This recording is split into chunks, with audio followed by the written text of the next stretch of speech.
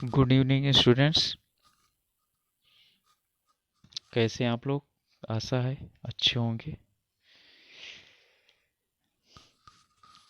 आज हम लोग सामान्य हिंदी में पढ़ेंगे विराम चिन्ह। विराम चिन्ह दो शब्दों से मिलकर बना हुआ है, विराम और चिन्ह। विराम का मतलब होता है ठहराव या रुकना, और चिन्ह का मतलब तो आप लोग जानते हैं, चिन्ह जिसे चिन्हित कर दिया जाए। इसका मतलब हुआ कि जहाँ पर रुकना या ठहरने का हमें भाव दिखाना होता है, तो वहाँ पर क्या होता है, विराम चिन्ह लगाए जाते हैं। और याद रखिएगा, हिंदी में मूल चिन्ह एक माना गया है, ठीक है, जो कि पूर्ण विराम था।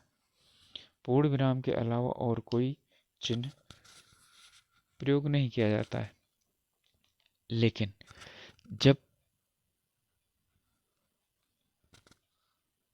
भारत में अंग्रेजों का साम्राज्य स्थापित हुआ और अंग्रेजी का बोलबाला हो गया भारत में, तो उस जितने भी प्रयोग किए जाने वाले चिन्ह हैं, उन्हें हिंदी में भी प्रयोग किया जाने लगा। इसलिए हमारे कामता प्रसाद गुरु, जो व्याकरणाचार्य हैं, उन्होंने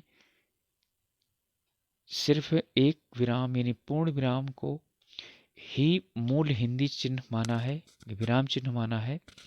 शेष चिन्हों को इन्होंने अंग्रेजी से आगत माना है। यह माना है कि बाकी जितने चिन्ह हैं वो अंग्रेजी के आगत चिन्ह हैं, और इन्होंने कुल 20 चिन्हों की बात की है। लेकिन हम सिर्फ उतने ही चिन्ह पढ़ेंगे जो हमारे लिए बहुत ही आवश्यक होते हैं। चलिए अब हम पढ़ते हैं। समझ में आ गया होगा मूल चिन्ह कितने हैं। पूछ चुका है इस सवाल को कि हिंदी का निम्नलिखित में से कौन सा मूल चिन्ह है। तो इसमें सिर्फ और सिर्फ पूर्ण विराम, और ये पूर्ण विराम दो प्रकार का होता है। एक तो एक और क्या लगाया जाता है, एक दो लगाया जाता है। आप लोगों ने दोहर चौपाई पढ़ते हुए देखा है, 20 में दोहर में 20 में लगा दिया जाता है, चौथे में काल क्या लगा दिया जाता है, दो चिन्ह लगा दिए जाते हैं। तो एक और दो ये पूर्ण विराम चिन्ह होते हैं। जहाँ पर अब पूर्ण विराम चिन्ह, जहाँ पर पूर्ण ठहराव हो, यानी कि वाक्य की जहाँ पर समाप्ति हो रही हो, वहाँ पर हम विराम चिन्ह का प्रयोग करते हैं। मैंने आपको बताया कि विराम चिन्ह क्या होता है, दो प्रकार का होता है। एक तो एकल विराम चिन्ह और एक दोहरा विराम चिन्ह। जब एकल विराम चिन्ह वहाँ प्रयोग किया जाता है जब कम ठहराव हो, और जब पूर्ण ठहराव हो, वहाँ पर अच्छी तरह से और ज़्यादा ठहराव हो, तो वहाँ पर हम दोहरा विराम चिन्ह प्रयोग करते हैं। लेकिन ये गद्य में नहीं प्रयोग किया जाता है, सिर्फ काव्यों में प्रयोग किया जाता है। इसके बाद आता है अर्धविराम। अर्धविराम जानते हैं, सेमीकोलन, इसे आप फुल स्टॉप बोलते हो। जहाँ पर हमें पूर्ण विराम से यानी पूर्ण ठहराव से कम ठहराव यानी आधा ठहराव रुकना पड़ता है, वहाँ पर हम अर्धविराम का प्रयोग करते हैं। जैसे दो उपयोग वाक्यों को जोड़ना, या ऐसे दो वाक्यों को जोड़ना जो क्या हो, पृथक पृथक हो, वहाँ पर हम अर्धविराम का प्रयोग करते हैं। अल्प विराम, जहाँ पर अर्धविराम से भी आधा विराम हो ठहराव, यानी कि अर्धविराम से भी कम ठहराव होता हो, वहाँ पर ही हम क्या करते हैं, अल्पविराम का प्रयोग करते हैं। जैसे एक ही प्रकार के शब्दों के जब बार बार दोहराव हो तो उनके मध्य लगाया जाता है। जैसे मोहन, यहाँ पर अल्पविराम लगाएंगे, कॉलन जिसे बोलते हैं। फिर इसके बाद जो है ये आप सोहन और राम जाते हैं, इसी तरह से सोमवार फिर लगाएंगे अल्पविराम, मंगलवार फिर अल्पविराम लगाएंगे, बुधवार दिनों के नाम हैं ये लिखते हैं हम। तो अर्ध जो अल्पविराम अर्धविराम से अब तीनों समझ में आ गए होंगे, पूर्ण विराम पूर्ण ठहराव, अर्धविराम उससे आधा ठहराव, और अल्पविराम उससे कम ठहराव। इस बात आता है उपविराम, जिसे हम क्या बोलते हैं, कोलन बोलते हैं, ठीक है। इसे अपूर्ण विराम भी कहा जाता है, इसे अपूर्ण विराम भी कहा जाता है, अपूर्ण विराम के नाम से भी इसे जाना जाता है। ये सिर्फ ये दो बिंदियां लगा दी जाती हैं। जहाँ पर अति न्यून ठहराव यानी बहुत कम रुकना हो, वहाँ पर क्या किया जाता है, ओ विराम का प्रयोग। जैसे साकेत एक अध्ययन, लगा हमको कि रुकना पड़ेगा, लेकिन साकेत एक अध्ययन, तो उसके लिए हम ये लिखेंगे। ठीक है। अब इसके बाद प्रश्नवाचक वाक्य। जानते हैं कि प्रश्नवाचक वाक्यों के अंत में इनका प्रयोग किया जाता है। प्रश्न पूछने के लिए जिन वाक्यों का होता है प्रयोग, उनके अंत में प्रश्नवाचक वाक्य का प्रयोग किया जाता है, प्रश्नवाचक शब्द का प्रयोग। और प्रश्नवाचक शब्दों का जहां पर प्रयोग होता है उन्हीं के साथ क्या होता है, प्रश्नवाचक चिन्ह का प्रयोग किया जाता है। ठीक है। जहां प्रश्नवाचक शब्द होंगे वहीं पर प्रश्नवाचक वाक्य होंगे, वहीं पर प्रश्न पूछने का काम होगा। इस बात में विस्मयादि बोधक। जानते हैं हर्ष, घृणा, आश्चर्य आदि भावों को व्यक्त करने के लिए क्या करते हैं, विस्मय का प्रयोग, विस्मयादि बोधक का प्रयोग किया जाता है। विस्मयादि बोधक चिन्ह इस प्रकार का होता है, आप लोग अच्छी तरह से जानते हैं। फिर है उदाहरण चिन्ह, जिसे आप इन्वर्टेड कामा बोलते हैं। इन्वर्टेड कामा दो प्रकार के होते हैं, एक एकल होता है, एक दोहरा होता है। एकल इन्वर्टेड कामा वहां पर लगता है जहां पर किसी वस्तु को विशेषता प्रदान करनी हो। जैसे खाना का अर्थ घर भी होता है। ठीक है। जैसे जनान खाना, तो जनान खाना का मतलब क्या चीज हो गया कि वह स्थान जहां पर स्त्रियां रहती हैं उसे जनान खाना कहा जाता है, यानी स्त्रियों का घर। दोहरा उदाहरण चिन्ह आप लोग जानते हैं, ये डायरेक्ट नरेशन में प्रयोग किया जाता है। डायरेक्ट और इनडायरेक्ट नरेशन आप लोग जानते हैं, किसी भी कथन को जैसा का तैसा कहने, यानी किसी के कही हुई बात को उसी के शब्दों में कहने के लिए हम क्या करते हैं, दोहरा उदाहरण चिन्ह प्रयोग करते हैं। जैसे उसने कहा अब पढ़ना चाहिए, ये हमने उसी के शब्द में इसे लिख दिया है। अब देखिए यहाँ पर क्या चीज़ है, अल्पविराम भी लगाया गया, तो अल्पविराम का चिन्ह का प्रयोग जब उदाहरण चिन्ह प्रयोग होता है उसके पहले भी प्रयोग किया जाता है। यहाँ पर अल्पविराम का चिन्ह का प्रयोग होता है। इसके बाद है निर्देशक चिन्ह। निर्देशक चिन्ह जो क्या होती है, बड़ी सी लाइन होती है, ये निर्देशक चिन्ह होता है। जब निर्देश या विवरण देते समय इस चिन्ह का प्रयोग होता है। जैसे शब्द तीन प्रकार के होते हैं, जैसे हम क्या कहें, उत्पत्ति के आधार पर, रचना के आधार पर शब्द तीन प्रकार के होते हैं। और यहाँ पर क्या कर देंगे, ये लिखेंगे, फिर लिखेंगे रूढ़, ठीक है, यौगिक और योग रूढ़। ठीक है। तो यहाँ पर क्या चीज किया गया, ये चिन्ह प्रयोग किया गया है। इसके बाद विवरण चिन्ह। विवरण चिन्ह का मतलब आप लोग जानते हैं, जहाँ पर किसी भी चीज को परिभाषित करना हो, हेडिंग डालते हो आप, वहाँ पर इनका प्रयोग किया जाता है। जिसके विषय में विवरण किया जाता है उसे विवरण और निर्देशक चिन्ह दोनों क्या चीज किए जाते हैं, सामान्य तौर पर एक साथ प्रयोग कर लिए जाते हैं। लेकिन जहाँ किसी भी चीज का विवरण देना हो, यानी किसी भी विषय में बताना हो, विस्तारित करना हो, वहाँ पर विवरण चिन्ह ही प्रयोग किया जाता है। जैसे साहित्य, अब यहाँ पर ये लगाया गया, इसका मतलब है अब यहाँ आगे हम साहित्य की परिभाषा लिखेंगे। विज्ञान, यानी यहाँ पर हम क्या करेंगे, विज्ञान की परिभाषा लिखेंगे। तो ये चिन्ह इस प्रकार से प्रयोग किए जाते हैं। इसके बाद है योजक चिन्ह। योजक का मतलब जो जोड़ने के चिन्ह प्रयोग करते हैं, जिन्हें आप हाइफन बोलते हैं हिंदी अंग्रेजी में।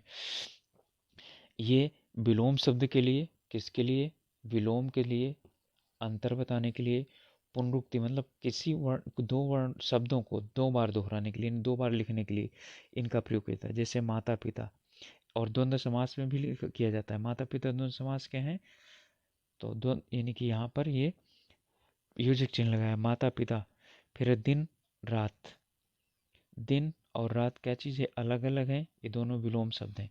साथ साथ, ये पुनरुक्त की गई है, यानी कि इन्हें क्या किया है, सात शब्द एक है, इससे दो बार लिखा गया है। यहाँ पर क्या चीज़ प्रयोग होता है, हमारे योजक चिन्ह होता है। अब आपको समझ में आ गया होगा, सभी चिन्ह आप लोग प्रयोग करते हैं लेकिन उन्हें ध्यान से समझते नहीं कि हमें इन्हें किस प्रकार से प्रयोग किया जाना है। चलिए आगे पढ़ते हैं। चलिए अगले प्रकार का चिन्ह है लोप सूचक चिन्ह। लोप सूचक का मतलब ये होता है जब हम कई कुछ लिखना चाहते हैं पद्य, और उस पद्य का थोड़ा सा भाग लिख सकते हैं और उसके बाद हम उसे क्या कर देते हैं, छोड़ देना चाहते हैं, तो उसके लिए हम ये लिख देते हैं, या हम क्या करते हैं, इस तरह का चिन्ह प्रयोग कर देते हैं। ठीक है। दोनों को मिश्रण कर देते हैं, ऐसे और ऐसे, फिर एक प्लस लगा देते हैं। तो हम इनमें से कुछ कोई भी, ये भी प्रयोग कर सकते हैं, ये भी प्रयोग कर सकते हैं, ये भी प्रयोग कर सकते हैं। हम जैसे गुरु गोविंद दो खड़े, काके लागों पाए, काके लागों पाए, और फिर आगे हम नहीं लिखना चाहते हैं बलिहारी गुरु आपने गोविंद यो बताया, तो हमने क्या किया, यहाँ पर ही लगा दिया। चाहे तो हम यहाँ से इस तरह से ऐसे जितना है 3 जगह लगा देंगे। इसके बाद है संक्षेपण। संक्षेपण आप जानते हैं, जब यानी कि बड़े शब्दों को छोटे में लिखना हो तो संक्षेप कर देते हैं। ठीक है, संक्षेपण में आएगा जैसे डॉक्टर, डॉक्टर को हम क्या लिख देते हैं, सिर्फ ये लिख देते हैं। MA यानी मास्टर ऑफ आर्ट्स को हमने सिर्फ MA लिख दिया। MLA member of legislative assembly. MP member of parliament, हमने क्या किया, सिर्फ इतना MP लिख दिया। प्रोफेसर, बहुत से लोग प्रोप्राइटर भी अभी लिख देते हैं प्रो, तो ये यानी संक्षेपण चिन्ह होते हैं, संक्षेप में लिखने के लिए प्रयोग किए जाते हैं और इनका प्रयोग किया जाता है, अधिकांशतः किया जाता है। इसके बाद आते हैं कोष्ठक चिन्ह। कोष्ठक 3 प्रकार के प्रयोग देते हैं। ये छोटा कोष्ठक होता है, मंझला कोष्ठक होता है और ये बड़ा कोष्ठक होता है। अधिकांशतः हिंदी में छोटा कोष्ठक ही प्रयोग किया जाता है। जैसे अभी तक मैंने सब जगह लिखे लोप सूचक चिन्ह, इसे यहाँ पर कोष्ठक में लिख दिया कि ये वाला है। तो जब हमें क्या चीज़ करना हो, किसी को विशेषता बयान कर, जैसे संक्षेपण चिन्ह ये मैंने लिख दिया, तो इन सभी को हम क्या करते हैं, कोष्ठक में बंद कर देते हैं। मध्य में भी कहीं हमें ज़रूरत पड़ती है तो वहाँ पर हम कोष्ठक का प्रयोग करते हैं। जैसे हमने लिखा का, तो का के बाद ये खा, ये इस तरह से हमने लिख दिया, या हम ABCD इस तरह से करते हैं, तो इन चिन्हों का कोष्ठक का प्रयोग करते हैं। तो यही चिन्ह होते हैं जिन्हें हम क्या करते हैं, प्रयोग करते हैं। ठीक है, इसके बाद एक चिन्ह होता है लाघव चिन्ह।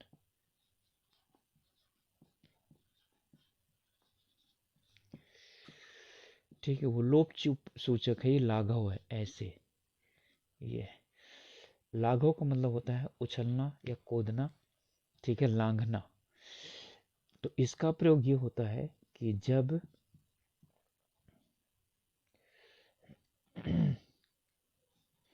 लिखते समय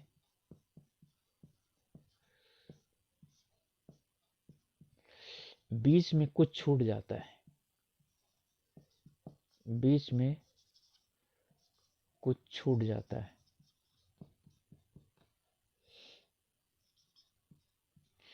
ठीक है, तो उसे लिखने के लिए हम लाघव या हंस पद चिन्ह कहते हैं इसको।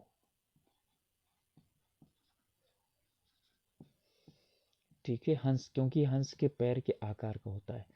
हंस, जहाँ पर आप लोग हंस का चित्र देखेंगे वहाँ पर हंस पद जरूर बना रहता है, तो दिखाने की कोशिश करता है चित्रकार कि वहाँ पर क्या है, हंस चला है तो उसका एक यानी कि हंस या बगुला का चिन्ह बना होता है। ठीक है, अब जैसे इसमें है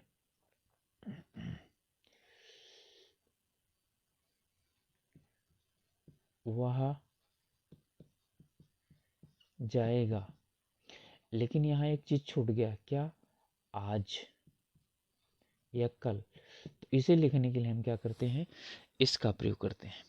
ठीक है, तो समझ में आ गया होगा कि हंस पद या लाघव चिन्ह क्या होता है। और इसे बहुत पूछता है कि जब कुछ लिखते समय बीच मध्य में छूट जाता है तो उसके लिए क्या चिन्ह प्रयोग रहता है।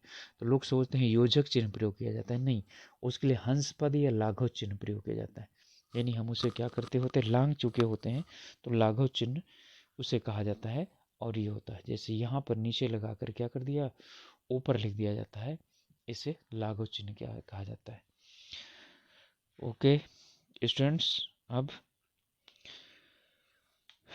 आप लोगों को चिन्ह अच्छी तरह से आ गया होगा समझ में। यदि कोई चिन्ह समझ में नहीं आया तो आप कमेंट में ज़रूर लिखिएगा, मैं आपको उसे और समझाऊंगा। यही वो चिन्ह होते हैं जिन्हें ज़्यादातर प्रयोग किया जाता है। मैंने 20 चिन्ह पूरे आप लोगों को नहीं बताए हैं, ज़रूरत नहीं है उनकी, ज़रूरत होती मैं तो मैं आप लोगों को ज़रूर बता देता, क्योंकि आपको लिखने की ज़रूरत नहीं है, आप लोगों को सिर्फ देखना है कि उसमें पूछा क्या जाएगा। तो इन्हीं में से ज़्यादातर पूछा जाता है। ठीक है, जैसे लाघव चिन्ह पूछ लेता है, इन्वर्टेड कामा पूछ लेता है, संक्षेपण चिन्ह पूछ लेता है, लोप सूचक पूछ लेता है। इन्हीं को आपको ज़्यादातर ध्यान रखना है। ओके, तो अब आप लोग पढ़ाई करिए अपने अच्छी तरह से, अपना ध्यान रखिए, अपने परिवार वालों को ध्यान रखिए और आसपास के लोगों का ध्यान रखिए। Okay, good evening.